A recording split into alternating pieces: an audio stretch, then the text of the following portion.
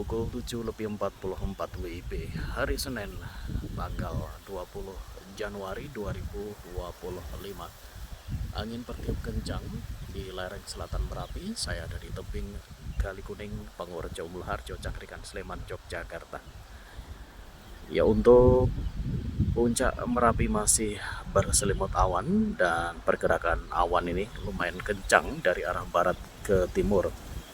Ya, status Gunung Merapi masih siaga hingga hari ini.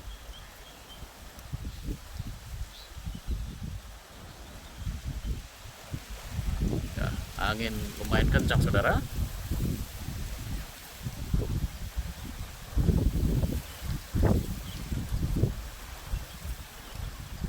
Dan masih hujan rintik-rintik di lokasi saya memantau.